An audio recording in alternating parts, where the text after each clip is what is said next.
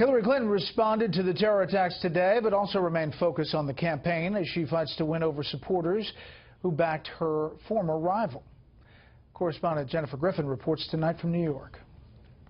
Making the case that she would make a better commander-in-chief, Hillary Clinton responded to the New York area bombing. We will defend our country, and we will defeat the evil, twisted ideology of the terrorists.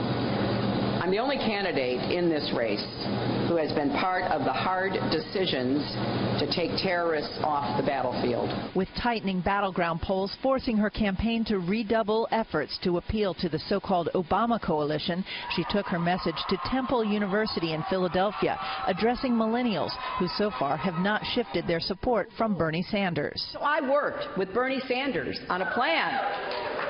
We came up with a plan that makes public college tuition free for working families. And Clinton acknowledged millennials' doubts. I also know that even if you're totally opposed to Donald Trump, you may still have some questions about me. I get that. And I want to do my best to answer those questions. I will never be the showman my opponent is, and you know what?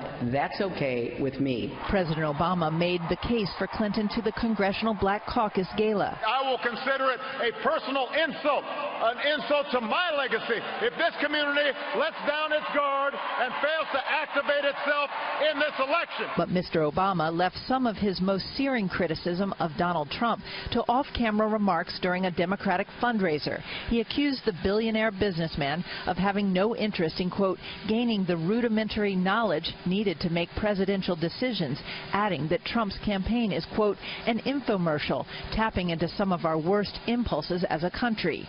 Bill Clinton was asked why his wife can't seem to connect with voters. They're responding to the fact that this email thing was treated like the most important event since the end of World War II.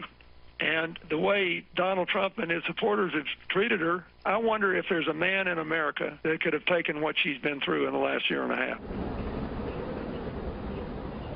Clinton, like Trump, plans to meet with the Egyptian president El-Sisi later tonight here in Manhattan to talk about global terrorism. She will not, however, be attending the Global Clinton Initiative fundraising forum attached to the UN General Assembly. It's the first time she hasn't attended the event in 12 years, Brett. Jennifer Griffin live at the Clinton campaign. Jennifer, thank you.